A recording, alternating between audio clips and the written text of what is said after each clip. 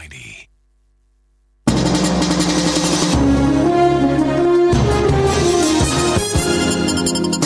Spectrum on Radio 1 FM 90. Brought to you by Finance Trust Bank, putting women first, and Mama Laundry Powder.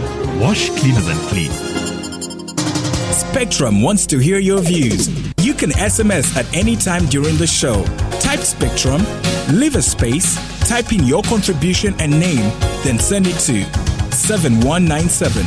Your views, our interviews on Spectrum, Radio 1 FM 90. A very warm welcome. This is Spectrum on Radio 1. My name is Edmond Chizito, your host.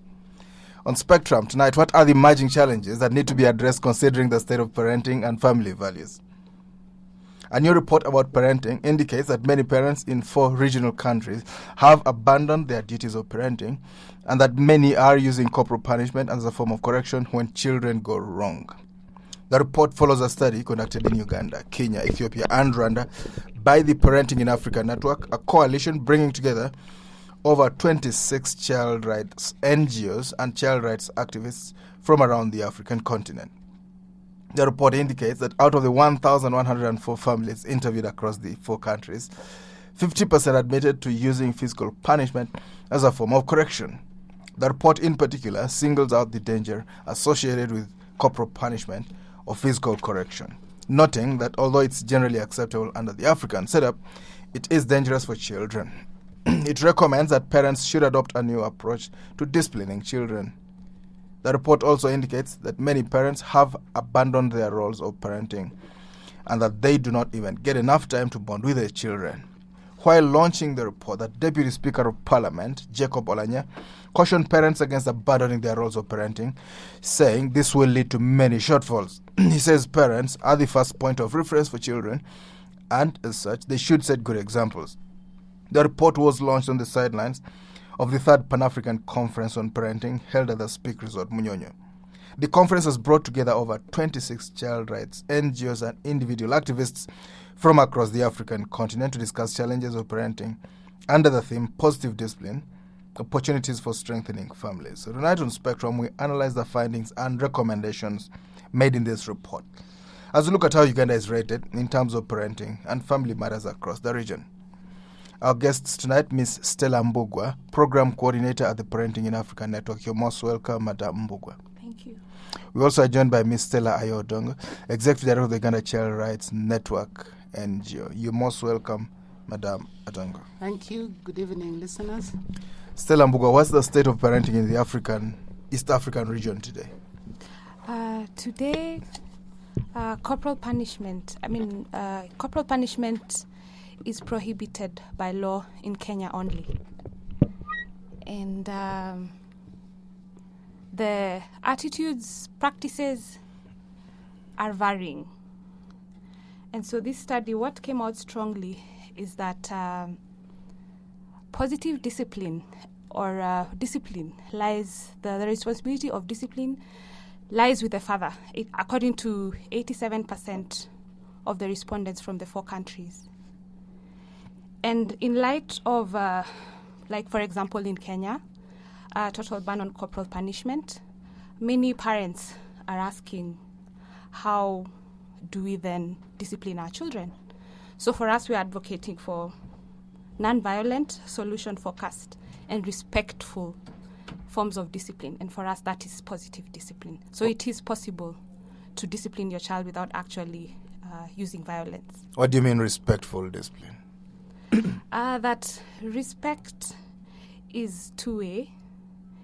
And by hitting my child, I am communicating that it is okay for my child to hit another. So what are the alternatives that can be used to show this child that you should not actually hit another? So I can possibly use timeout, or I can use logical consequences for any misbehavior. And I can also teach by example. And I think that the window of opportunity for us as parents and caregivers is 0 to 8, such that if I am careful, I follow up my child and use positive discipline while they are still young, the work will be easier as they grow older, because you'll find that sometimes as they become teenagers from 10 years, it's counterproductive to keep following them up and correcting. So if parents use 0 to 8, that age, that window of opportunity to mold behavior, and in very positive ways, we have better children and a better society.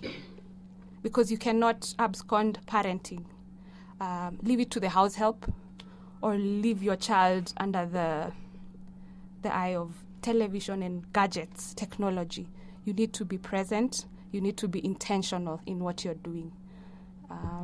And you don't need to be very permissive to allow the child to do everything they want. No. That is not what we are saying. You need to be very intentional and look at what are the long-term goals for my child and what can I do now to ensure that they are responsible citizens tomorrow. So what are the parameters? When should a child be beaten, even though softly? I am not a proponent of corporal punishment because... Well, but it's happening. And give us a profile of this corporal punishment. How do people normally punish their children with a stick?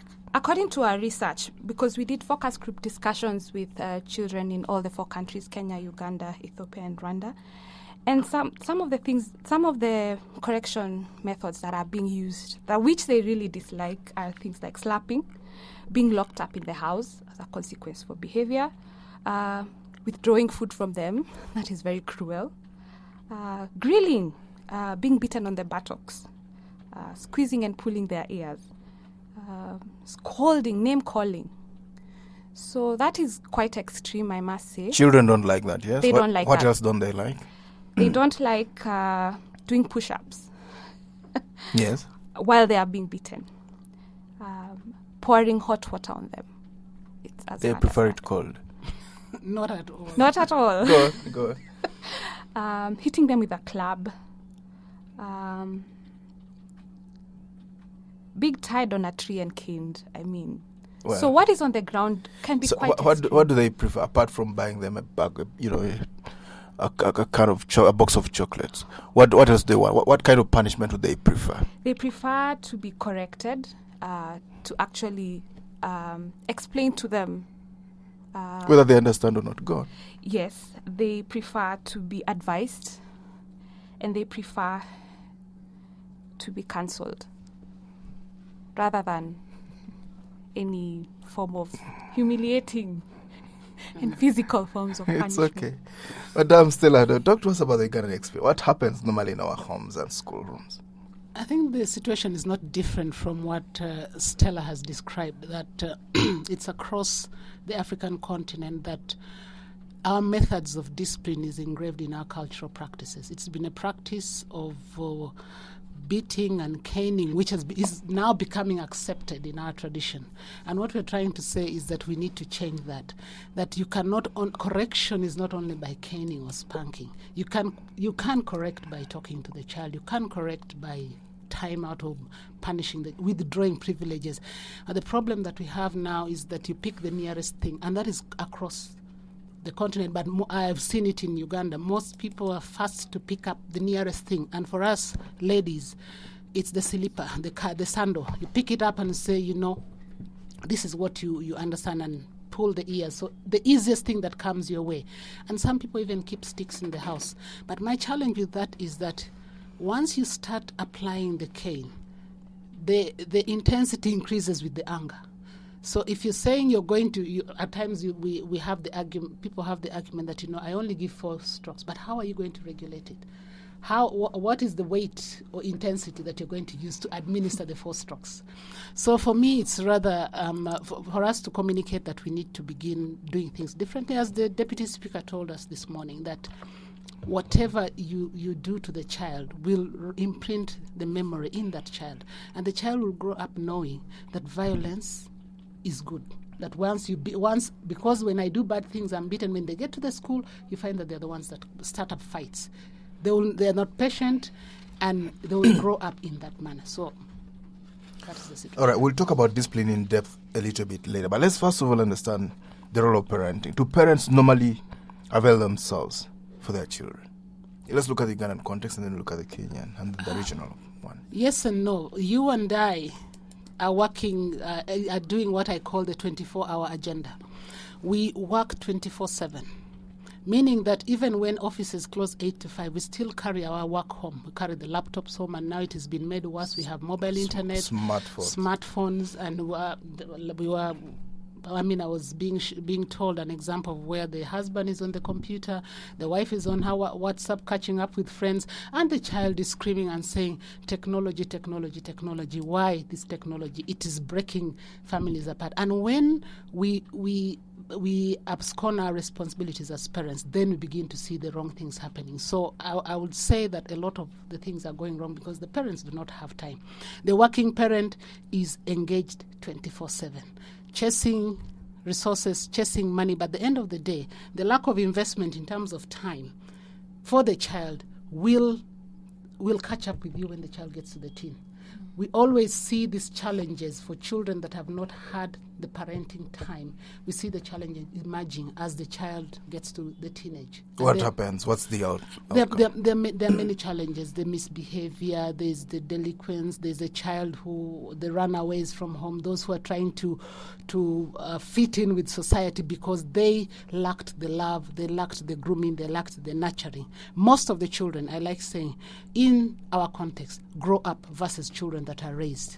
And we've left the role of parenting to the television, to the iPads and iPods, and whatever it is that we can lay hands on. We do not know what kind of information these children are accessing. And by the time we get our hands on knowing what is happening, it will be a bit too late for them. So how are we supposed to run our families? You work an 8-5 job. What are you supposed to do? And the children go to school. Yeah, the children go to school. Give us a typical week. Typical week for me. During the school term and a typical week during the school holidays. During the school term, 8 to 5, I am at work, but make sure that at 5 I'm at home. When I get home, I have time to talk to the children, find out how they are, do work with them. Holiday, I usually take my leave at that time. At least that is what I do.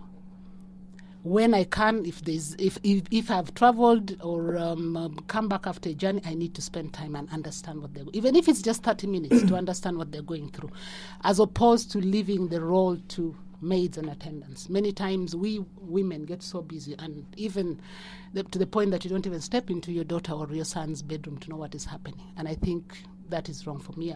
I spend time, go sit with them. Even the 30 minutes I spend, ask them the questions. How was your day today? Right. As opposed to looking at the academics. The focus these days is more on academics and finding out what games they played and not understanding what it is that they're going through. So what is the role of boarding school in all this? How can a boarding school help in this parenting mix? Boarding school, again, I'll again draw from what our chief guest told us today. He said, we need to get the right systems and the right structures, the right people. Because even if you do your parenting right, you need to get the right teachers in the boarding schools. Because you may do it right and then it gets ruined in the schools. But I'll say this, that a research has shown that 85% of what you see in your child is made out of you and I from the parent.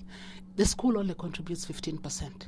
So whether they're put up in boarding, it contributes 15%. But I also want to say this, that there is a new phenomenon of boarding nursery schools. And Edmond, I'm talking about. Does it actually happen? Or yes, in Kampala here we have boarding nursery schools where you're taking away a 6-month-old, 1-year-old to a boarding school with her luggage, his luggage to a boarding school. With a suitcase? Yes, with a suitcase. Those ones should be jailed. Yeah, that's not parenting. So if you're taking take the child. What's the difference between doing that and throwing the child on the streets or the garbage dump? It's the same difference. Celadon, give us perspectives from the region. How is parenting done in Kenya, which is largely modern society, the urban Kenya? How is parenting done? People are busy; they have to work. How do they get time to mix with their children? It's more or less the same like the situation here. And can bring it to the region as well, Ethiopia and other places. Yes, it's more or less the same because every young parent right now is at the critical stage of their career. They probably have very young children, and they want to do their MBAs, so they work long hours. A lot of them are in corporates. So today, if you go to Nairobi in a typical evening, you'll see a lot of people walking either to campus or from campus at around 7-8 p.m. and over the weekends. So a lot of parents are leaving their children in the hands of house helps, television, gadgets. And they take their children to very expensive schools where they will be taken care of. They have special care. That is for those who can afford it. And they can buy expensive iPads and expensive smartphones. For the others in the village, in the peri-urban areas, there are daycares. So because the parents have to work, they are leaving their children in the daycare. So what is happening? The culture the African tradition where the child belongs to a village is no longer being applied. But I think that a modern parent can balance. For me, I am very committed to Parenting in Africa Network because we are hosted by ICS Africa, and they have very good structures. Investing in children and their societies. They host the Parenting in Africa Network in Nairobi. And we have largely borrowed their policies because they host us. And I am a mother of two. My child, my son is just about 3 years, and the other one is 6 months. So I am allowed to breastfeed 2 hours, take 2 hours a day off to breastfeed, and I work from 7 to 1 because we have flexible working hours. So I'm able to go home as we speak until my child. I work 6 hours. So because I can work from 7 and not 9 or 8 o'clock, I can come early to work from 7 to 1 and then leave. And I have the whole afternoon with my child. I've worked my 6 hours. Right. I get to work 1 day a week from home. And they have all these policies that support me. I'm able to express milk and carry it from the office to the house. And I refrigerate it. So my child, as we speak, has a lot of milk in the house because I am away. Additionally, I have a house help, but you left your child in Nairobi, or is your child in Kampala with you? I left my child with Nairobi, which is unfortunate because I was very involved in the planning of the conference. But the child has milk, and my mother came home, so she's there. My husband comes from work at 7, but he has dedicated and he's home by 3:34 to take care of the boys because they are our children. We cannot leave the children to the house help, and he'll take one of my sons to bed with him, and then the house help will take care of the other one, or my mother. Okay. So there's all this support network, and my office is very supportive as well. So you've not left them to the flat screen? No, you cannot do that. I even limit the amount of television because watching too much television for a young baby. Studies have shown that it interferes with their concentration later in life. So you'd rather, like Germans, if you talk to Germans, they don't allow their children 0 to 8 to watch a lot of TV, probably one program that is educative. And what happens is they're thinkers, they're engineers there. So your child is able to concentrate in school later on. So what I do is help my kids listen to radio or songs, and it really helps them have a very keen ear. And they're not necessarily all the time on TV. So Stella, talk to us about the impact of the absence of parenting. What happens when children grow up on their own as though they were wild plants? What happens? Stella, as we know, go on. Sorry. To Stella's in the studios. Please go. Stella from Kenya. I'm partly a sociologist, and children are born a clean slate. They are born without anything. So everything they learn, they get it from us, their significant others. So what happens is everything that they learn today or who they are, it's written by us, society. They learn language from us and all that. So it's very important because if you leave it to chance, you don't have a good citizen tomorrow. What happens? What kind of citizen would you have? They will pick funny habits because who is raising your child? Do they have good morals? You're saying if the parents are not there, they'll find foster parents either on television or in the neighborhood or at school. People to mentor them. People to look up to. I think parenting is like a petrol station. If there is no petrol in this, you'll drive to the next one. So they will find the Al-Shabaabs and all that to parent them. That is automatic. I think I want my teenage son in future to come to me when they want to learn about sex, not theirs. Oh. Yes, I want that. In this day and age. Yes. Stella Odonga, talk to us about the discipline that you think is most effective. You say you don't like people to be cane, young children. How would you discipline a rebellious baby boy? A rebellious baby boy only gets rebellious because probably you lost touch at the beginning. If you started grooming this child when the child was a couple of months, talking to the child and letting them know good from bad, putting them in their right places, they would not be rebellious at that age. So probably when they get rebellious, when we begin talking about rebellion, then you've missed the point somewhere. But what we are saying is that probably we need to begin talking to the children calmly. I'll share with you my experience, and I know my son is going to kill me for this. I learned it the hard way. So I used to be this tough-talking mom. So one time a visitor comes home, and then my son is talking to the visitor and says, Auntie, can I tell you, my daddy calls me, let me use this other name, my daddy calls me Simon, my Auntie Lucy calls me Simon, but my mother says, Simon! Now, from that day. And I was listening from the sitting rooms. And from that day, it totally changed me. And I will not beat him, but that alone, and he was only 4 years old, that alone sent me a message that, you see, the way you treat your child at times make them feel uncomfortable, but they can't share it with you, but they'll share it with another person. So beating, I would not encourage beating. I'll not encourage shouting at people, at children, but talk to them. Because they're human beings. They may be little, but talk to them in their language. Say, I don't like what you did. You misbehaved today and you've made mommy unhappy. And then you're going to sit in the naughty corner. Or today you're not going to go play with your friends for 30 minutes. Now that will, and they'll come and apologize. Probably also tell them the consequences of bad behavior. If you do this, then this will happen. So communication, I keep saying communication is what builds the relationship between parent and child. Challenge that we have now is that we have absentee parents. We are not there to do the communication. So who does the communication? Flat screen. It is the maid. It is the radio. And by the time you get to listen to what your child is doing, you are in shock. You are in shock. Well, let's take a break. This is Spectrum on radio, and we'll be back. Please stay tuned. Oh, the talk you'll have. Hello, Daddy.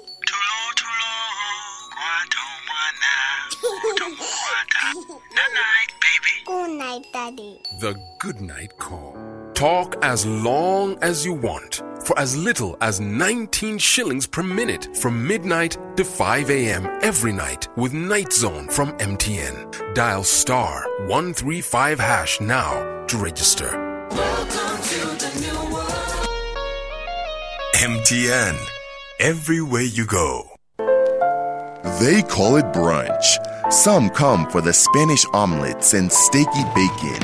Others choose it for the mouth-watering pastries and Belgian pancakes, or the steak, or just the sheer joy of spending a lazy Sunday afternoon enjoying great company and delicious food. Whatever your reason, come to Sheraton Sunday Brunch at 7 Seas Restaurant from 12 p.m. to 4 p.m. and bring the kids too. They can enjoy lots of free activities, including a soak in the pool, 65,000 shillings for adults, 35,000 shillings for children below 12, and free for kids under 4 years of age. Well worth it. See you at the Sheraton Kampala Hotel. As they say, you win some, you lose some. Wait, tell me, what style do you use to wash your clothes? It's not the style. It's the detergent. Omo Fast Action. Fast Action? Yes. I don't understand what's wrong with what I use. I soak my clothes for hours, but I still have to use some muscle. It takes time and I end up getting skin irritation. When will you have time to cook for your family? Will washing clothes become a career?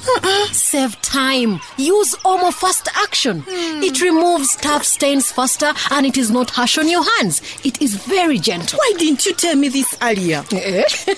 I wanted to wash faster than you last time. Omo Fast Action removes tough stains faster and is gentle on your hands. Refreshments on Spectrum, served by the Kampala Sheraton Hotel. Celebrate your romance with an intimate buffet at Sheraton Kampala Hotel.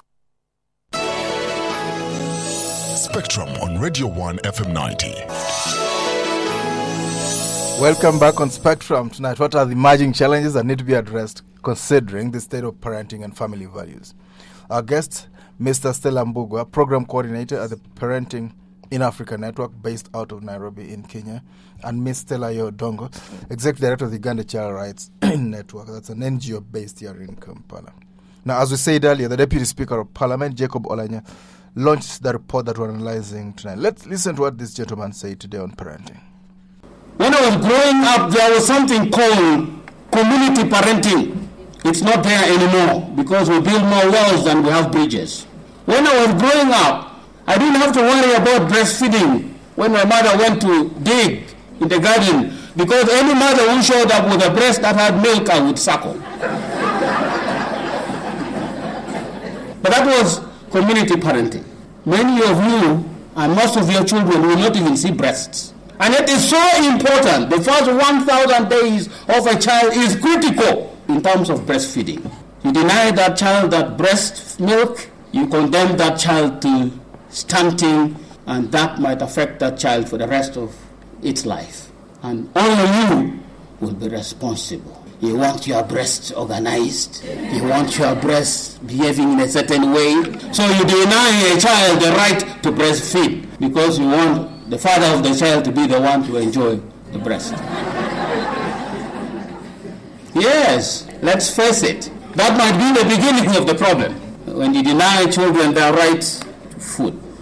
The communists used to believe that a child is born like plain white paper. The first script to be written on that paper is written by the family, is written by the mother, is written by the father. That stain comes from the father, that stain comes from the mother. Then the next set of people is the community, and the teachers are the religious people. So if you are born in the wrong family, the chances of you coming out right is really limited. Let me tell you something. If you beat your wife every day in your house, your daughter will grow up thinking it's okay to beat wives. Your son will grow up thinking it's okay to beat wives. So you will be manufacturing wife beaters there and then in your own house. You are manufacturing wife beaters and beating acceptors because they think that is the way it should be done. And the continuation of existence of families is all about parenting, and proper parenting at that. In Uganda, in school, when a child has gone to school-going age, the child stays with the teachers, if it's a boarding school, for about 210 days. Just imagine the amount of influence. 210 days, that child is extracted from the parent in Uganda if it's a boarding arrangement. And the community and the parents have 155 days to deal with the child. What that means is the education system must also be right to sustain proper parenting. The family structure and organization must also be right to sustain the wholeness of the growth of that child. The religious teachings must also be right to complete the molding of this child. So parenting is not really about being the parent. It's wider than being a parent, in my opinion. Well, Deputy Speaker Jacob Olanya speaking about breastfeeding, that's among other things. Stella Mbuga, talk to us. Give us your own reactions to this gentleman's statements. I totally agree. My 34-month-old, I breastfed them exclusively for 8 months. And he stopped breastfeeding when I was pregnant with my son right now at about 23 months. He just stopped on his own. And he stopped breastfeeding after 2 years. Because I was you breastfed your child for 2 years. Yes, but he stopped himself. 4 years. Yes, in this day and age. My daughter, who is currently now in S3, I breastfed her for 4 years. Does she take milk? Yes, she does, and she would whenever I would get home, she would say, "Mommy, let's go to the bedroom because they're going to see us." Yeah. So she would carry everything, take my bag so that it's time for breastfeeding for 4 years. 4 years. 4 years. Yeah. Come back from work and then she starts her business. I am also breastfeeding a child right now. He's 6.5 months, and my husband is not complaining about my. In fact, breastfeeding actually helps you lose your baby fat, and you just need to go to the gym after that. They will go back. But there are benefits in that. I rarely take my children to hospital. My employer will tell you I take less sick offs to take my children to hospital because they are allowing me to breastfeed. So it has benefits for the child. Breastfeeding is healthy. It is healthy. It helps, also helps the baby to bond with the mother. Not even that. Cognitive. My child, my firstborn was preterm. He was born at 33 weeks. And he was actually 1.8 kilos.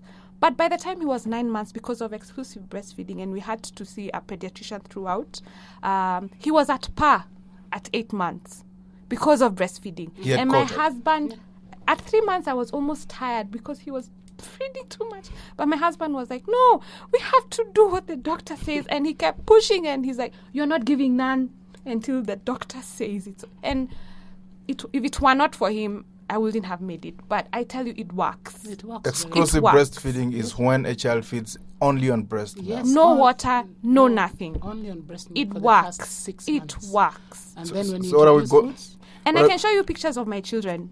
They're healthy. They're huge. Bulbous. They're huge. So what are we going to do about this breastfeeding, Dad? So prefer... Stella, is it happen? Is it realistic? And also talk to us about this community parenting. Is it healthy for a child to be breastfed by more than one mother? That's what the Deputy Speaker was telling. Well, that was then. And then before a lot of ailments came about, it was indeed very, very okay for the child to be brought up or breastfed by another person. I am told by stories by my grandmother who said that she breastfed more than 3 or 4 children in the community. That used to happen. But right now we can't say that it's the right practice because it doesn't happen anymore. A lot of ailments have come about that could be transmitted through breastfeeding, and therefore the need to take care is important. But again, what the emphasis he's making is the role of the community in bringing up this child. That right now we've gone so individualistic that it is my child and your child. Nobody can come up and tell me, tell my child the things that we were told when we were growing up. Because if they found you playing by the roadside, for example, not going home, a community member, a community elder will tell you, go back home, it's not good for you to play. Right now, you try to talk to a child, they'll look at you and think, and even give you back your words in a different form. So what I think he's saying is that we need to probably it's time to get back to basics, that we need to go back to the positive parenting practices that used to happen, that children learned from their parents, that they listened to them, that they talked to them. The traditional parent would sit with the child and tell them the story. The traditional parent will tell them the riddles. I did that for my children. I was a stay-home mom with this baby who breastfed for 4 years. I was a stay-home mom thereafter, because the other one that came after, I was a stay-home mom. Stay-home mom, and by the way, salaried by the husband. So I was there to take care of the child, tell them the stories. And I will tell you that my children have more stories and more lessons from me than they have picked from the television. Even when we're watching television together, we share the moment. So when I would go away, they will come back and say, oh, Mom, you missed. There was this thing that was happening. Tom and Jerry did this thing. So you discuss and you know what is happening. Now, that communication is now lacking. A lot of it is now left for the maid, who doesn't have time, probably who's doing her work out of frustration, is left to the television where information is not censored, especially Uganda. It's left to the radio where you cannot be sure. Have you ever been in the radio, in the car, and you're fidgeting to change the channel because of the information that is coming in the morning? And you have children in the car, you're rushing to take them to school, and then you hear this message coming from I'm not saying anything about the morning presenters, but at times the message is a bit not good for the children. So it's really about how we can get back to basics. We may not get back to where it is, but getting back to being available, finding time. The best gift you can give your child is time. And for me, that is it, time. You'll talk to us later about sex education from the Ugandan perspective, bearing in mind cultural aspects and so on and so forth. Stella Mbuga, talk to us about recommendations of this report. What do you recommend in place of the rod, which is also recommended by the Bible? I think the rod is figurative.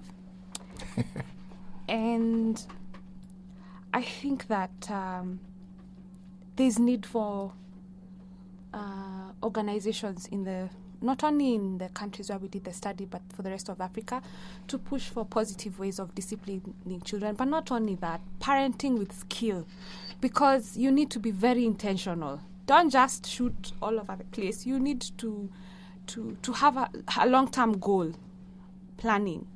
Where do I want to see my child tomorrow, and what can I do now?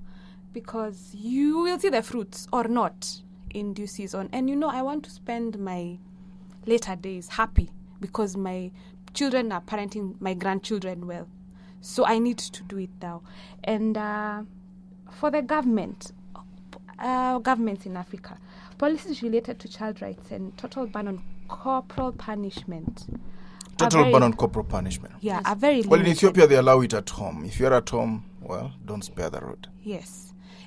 In Kenya, it's totally banned in all settings, but I'm not sure whether the practice is true. But maybe 3%. Yes. So there's a lot of work to be done. Civil society also needs to come up with maybe borrow from the positive indigenous cultural practices that were used to discipline children. Like which ones? Fetching water, go to the well. These days, you have 4 taps in the house. Yeah, you can't punish them by telling them go fetch water. Sometimes children misbehave. Go visit your grandmother. Remember, in those days, they would send you. Now, that would be the punishment. Yeah. Go visit the grandmother. And then when you go to the grandmother, surprisingly, they will tell you this story that will totally change you. Yeah. And you go back a different child. Yeah. So maybe send them to the grandparents. Of course, the grandparents of these days spoil them, but at least the message will go that you see, you were brought here, you're on a punishment, and what you did was not right. You see, when telling them the stories about how they grew up and how they respected their elders. Yeah. So that respect is taught and not enforced. Yeah. And for me, that is where the problem is. That some of the when we are administering the care, don't you know that I'm your father? Yeah. Don't you know that I'm your mother? Hey, you don't have to. If you have to say it, then you're not. Yeah. And sometimes children misbehave not because they're necessarily bad. Maybe your child is not listening and they have a hearing problem on one ear. Yeah. And you don't know. So you need to look at why is this child behaving the way they are behaving. Maybe they are 2-year-olds. So what is happening is the language is developing and they do not know how to say that they are frustrated. Oh, mommy, I don't want this. I want this. So the child is throwing tantrums and is frustrated because they cannot say, mommy, I don't want this. And you're beating the child, and the child is just trying to communicate that they're uncomfortable. Right. Or they have so much energy and they're jumping up and down, and all you need to do is give them time to play outside. And they will become so tired. And some of them will end up digging up your lawn. But they need to play. Play is a right of a child, and it helps their mental development, and they will release the excess. It releases digging the up energy. your lawn. Yeah. What is wrong? Do you prefer a clean lawn? I remember my mother-in-law would tell my husband that, you see, he would complain, my shirt, my suit, and then my mother-in-law would say, you like that cleanliness? There are people who are really longing for that dirt. Yeah. Allow the child play, allow him make your suit dirty. Yeah, what I do is I allow them to play, but they should learn how to tidy up afterwards. Yeah, and they do. Let's hear from the listeners. This is Spectrum on radio, and our number 0312260390, 0312261390, 0312262390, 0312260490. Spectrum, hello. Hello, Edmond. Yes, your name? Sam Kaizi. Yes, Sam. I'm surprised that Honorable Jacob Olanya's father would allow every Tom, Dick, and Harry to breastfeed him. That is one. The second one, research has shown it that ladies who breastfeed their husband reduces the chances of divorce. Those figures are there. It helps to bond the man with the woman more. So there's no problem with that, informs Honorable Jacob. Spectrum. Hello, we're talking statistics here. You can call in. This is Spectrum on radio, and our number 0312260390. 031 to the things we hear in this place. 261390. 0312262390. 0312260490. And on Spectrum tonight, what are the emerging challenges that need to be addressed considering the state of parenting and family values? Spectrum, hello. Hello? Hello? Hello? Hello? Yes, you're live on air. Please tell us your name. Yes, Spectrum. Yes, sir. Your name? Julius calling from Entebbe. Yes, Julius. I wish to thank the ladies on studio and what they have presented so far. But it seems they're a bit far from reality. They need to present their facts based on the current global trends and the challenges that both the rural and the urban women face. You know, I listened to this lady who said she breastfed for 4 years. Now, you need to know the number of widows so far. A number of women are losing men at a very young age. Now, supposing you are a single parent, would you breastfeed for 4 years, and what would you bring home as bread? Let her balance this discussion with the challenges of work, the demands that society puts on both the man and the woman in the home, and also the global trends facing children. Because, you know, everybody would wish to breastfeed for exclusively, as she says, but very few organizations can even afford the cost of letting that happen. So let's look at the reality of what's on ground. What they're talking about is what everybody would desire to have.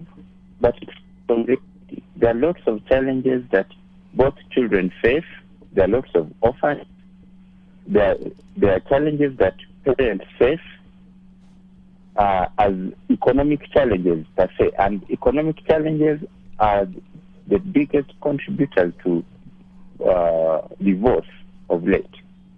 Otherwise, the discussion is good, but it's not based on reality that people face today. Thank you. Well, Spectrum, hello. Interesting views from Julius in Entebbe. Talk to us, Stella Mbugwa, about breastfeeding dads and other people. Go on, give us your own responses. Okay, I'd like to respond to some.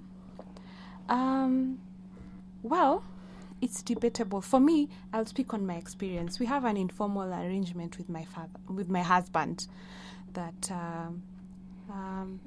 because I'm breastfeeding right now, and it's a very critical stage for your baby, who does not have my name. That baby has your name. From 0 to 2, let's not go there for now. There are other areas. Daddy doesn't breastfeed. Daddy does not breastfeed. But if he wants to, I'm not refusing. So that's what I have to say. I think it's really unfortunate. How about community breastfeeding? Community breastfeeding men. Okay, just go on, Stella. I mean, it's unfortunate that we're even having this debate now. If you're looking at priorities, where are our priorities? We need to focus on the child who is growing up. This adult already, for lack of a better description, has 32 teeth and breastfed his mother. So for crying out loud, can you stop being selfish? Self-control. And then allow this child grow. And allow this child access what will enable them grow. It's like, I mean, a calf. Have you ever seen a calf, for lack of a better example, a bull pushing away the calf because? No, they don't. Not even animals do it. Not even animals do it. So why are we humans really getting to those extremes that we even have to have it as a point of discussion? I'm actually uncomfortable having this discussion. It's just not acceptable. Let us say that we know what to do, the right thing to do, and we should do the right thing. We should do the right thing. Yeah, give us some more examples about bonding. Some of the other activities people can do, fathers and mothers. Some fathers are so serious. They'd say, "How do you find me playing with a child?" What? Okay, we have another caller. Hello, good evening. Yes, sir. Your name? My name is Richard. I'm calling from Mutinda. Yes, Richard. Yeah, I'm calling because of the previous caller and how they responded to him. I think he has a very valid point. What he's saying that people cannot do what they have painstakingly decided to do themselves because the conditions do not allow. So I think the response is not to give him a feminist response because he's a man. I think the idea is to see how do we push, for example, for policy changes that favors women to breastfeed that long. For example, in Rwanda, they have been having a discussion of enabling mothers to be paid full pay for all the time they need to be on leave. I think we need to be going that direction so that we see how do we push to help create an environment that enables them to breastfeed. It's a very important thing, but the environment does not allow. You cannot stay at home all that long because your employer will fire you. All right. Yes. Spectrum, hello? Hello? Okay. Let's get back to the studio. Yes, Stella. I mean, I wouldn't agree with him more. The last caller who said that we need to actually look at creating an enabling environment that would encourage mothers to breastfeed. When I shared my experience about breastfeeding for 4 years, I did it, it wasn't exclusive because I would go to work and come back. Remember, I shared that when I would come back, she would be the first person to pick my handbag, take it to the bedroom and say, you know what, we can't do this business in the sitting room because people are going to see us. And then I would tease her and say, but they're not going to see us, they're going to see you. Said, no, just a little.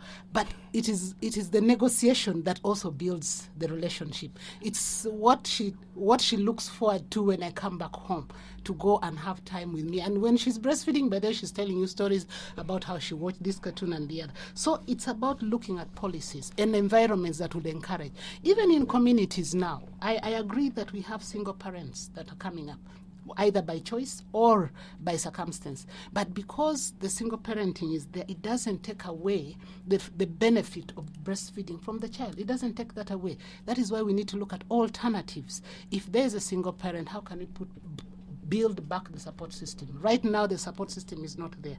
We do acknowledge the realities. We do acknowledge the need to work and fend for ourselves. We do acknowledge the need to make money. But do we have to do that at the expense of grooming and bringing up the children? Can we balance? Can we do a balancing act between the work and parenting?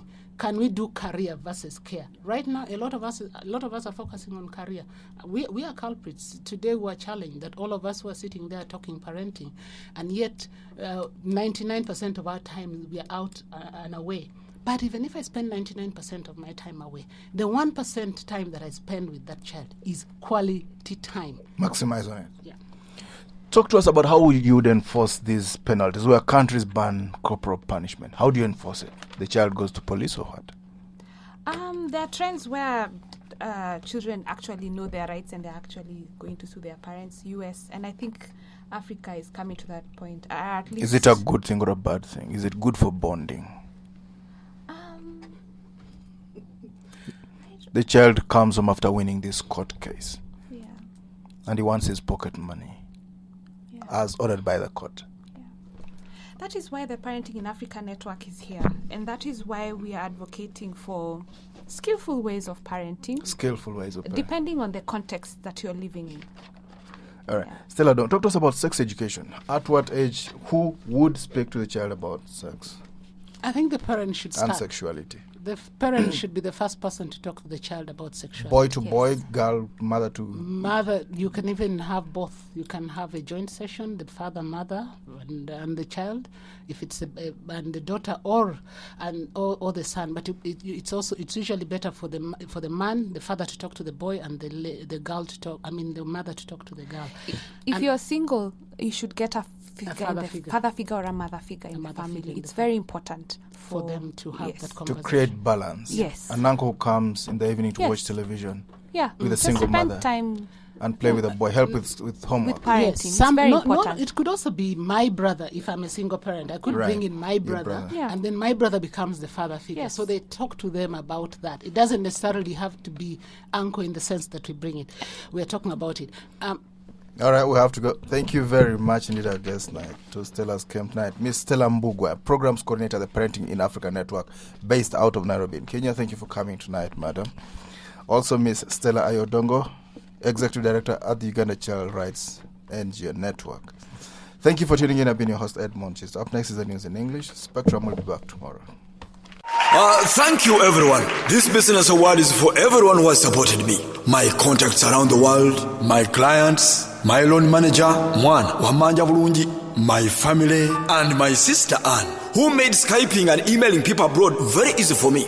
Thank you, my sister, for that Vodafone connection you bought me. Once again, thank you very much. Power to deal makers like Chicomico, chasing dimes on Vodafone's global 4G network. Because when you have Vodafone's reliable network, true customer care, and stress-free solutions, you have the power to go further. Get your Vodafone connection today at a Vodafone shop near you. Vodafone, power to you. The following conversation happens between Coke bottles chilling in a fridge somewhere nearby. So, Mzee, what happened to Jen? I'm coming to that, Julius. And so, as Jen was chilling in the fridge, a lady who was also called Jen opened the door and picked her up. They were reunited at last. They left the supermarket together and lived happily ever after. Mzee, will someone with my name also come and pick me up? Of course you will, Natasha. What about me? Everyone will. Even you, Gashabulhango Miguru. We have put your names on Coke bottles so you can share a personalized Coke with your friends. Check them out at a store near you.